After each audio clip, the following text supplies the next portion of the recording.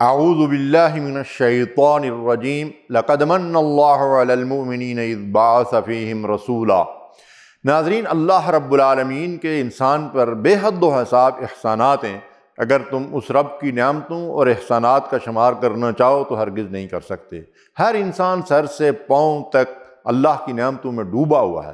چلنے پھرنے کے لیے ہمارے قدم اور ٹانگیں، ہمارے دست و بازو، زندگی کی تگ و دو کے لیے ہمارے کس طرح معاون ہیں۔ ہماری آنکھوں کی بینائی اور ان میں دنیا کی ہر شے کو اس کے اصل رنگ میں دیکھنے کی صلاحیت، زبان کو چکھنے کی صلاحیت، جس سے ہم طرح طرح کی بے شمار معقولات، مشروبات کا ذائقہ حاصل کرتے ہیں، دل و دماغ کی وہ خصوصیات جن کی بنیاد پر انسانوں اور حیوانات کے درمیان فرق واقع ہوتا ہے، سوچنے، سمجھنے، جانچنے، پرکھنے اور پھر اصل نقل، حق و باطل اور صحیح اور غلط میں تمیز کرنے کی صلاحیتیں، اور قوت سماعت میں کتنے کمالات کار فرما ہیں۔ رب کی کس کس نعمت کا ذکر کیا جائے۔ ناظرین، بات ہو رہی تھی اللہ کے احسانات کی۔ اس رب نے انسان پر جو سب سے بڑا احسان فرمایا ہے وہ یہ ہے کہ اس نے انسان کو پیدا کر کے دنیا میں بھٹکنے اور گرد راہ بننے کے لیے نہیں چھوڑ دیا، بلکہ اس کی ہدایت اور رہنمائی کا پورا بندوبست بھی کیا ہے۔ انبیاء علیہم السلام بھیجے اور ان کو بذریعہ وحی انسان کے لیے ہدایت کا ذریعہ بنایا۔ انبیاء علیہم السلام کی بعثت اور آسمانی کتابوں کا نزول، یہ ہے انسانیت پر اللہ کا سب سے بڑا احسان، اور پھر اس سے بھی بڑا احسان اس نعمت ہدایت کی تکمیل اور رحمت للعالمین صلی اللہ علیہ وسلم کی بعثت۔ اس کو اللہ نے اپنا سب سے بڑا احسان اور سب سے بڑی نعمت قرار دیا ہے۔ ناظرین، حقیقت یہ ہے کہ وما قدر اللہ حق قدر، انسان نے اللہ کا حق ادا نہیں کیا جیسا کہ اس کا حق ادا کرنا چاہیے تھا۔ انسان نے اللہ کی قدر نہیں کی جیسے اس کی قدر کرنی چاہیے تھی۔ اس کو پہچاننے کا حق ادا نہیں کیا اور اس کے اس نعمت کی جیسی قدر کرنی چاہیے تھی ہم نے نہیں کی۔ ذرا اس دور کا تصور کیجئے جب انسان کے پاس یہ نعمت ربانی موجود نہ تھی تو انسان حیوانات سے بھی بدتر سطح پر زندگی گزار رہا تھا۔ سقراط و بقراط کے فلسفے، ارسطو اور افلاطون کی ذہنی پروازیں اور فاتح عالم سکندر اعظم کی فتوحات، کسی نے بھی انسانوں کی مشکلات کا مداوع نہیں کیا، بلکہ ان میں کچھ اضافہ ہی کیا۔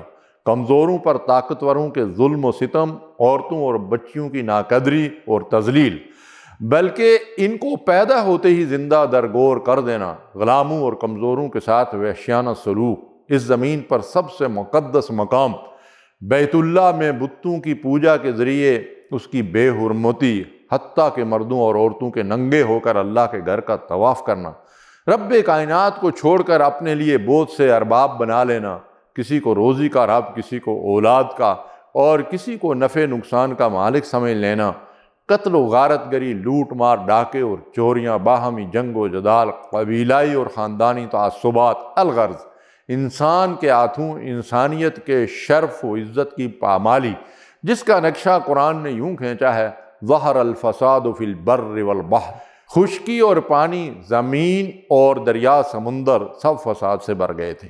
اللہ تعالیٰ نے انسانوں کو انسانیت کا درس دینے اور اس ظلم و طغیان سے نجات دلانے کے لیے اپنے آخری پیغمبر خاتم النبیین حضرت محمد مصطفیٰ صلی اللہ علیہ وسلم کو نجات دہندہ بنا کر بھیجا۔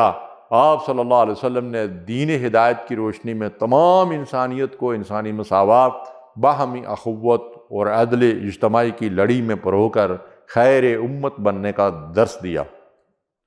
ناظرین، ایک مرتبہ پھر سمندر اور خشکی سب فساد سے بھر گئے ہیں۔ انسان کسی مسیحا کا منتظر ہے جو اسے اس ظلم اور جبر، لاقانونیت، شرم و حیا کی پامالی، بدعملی اور بے شمار دکھوں سے نجات دلائے۔ وہ مسیحا اب کوئی اور نہیں آئے گا۔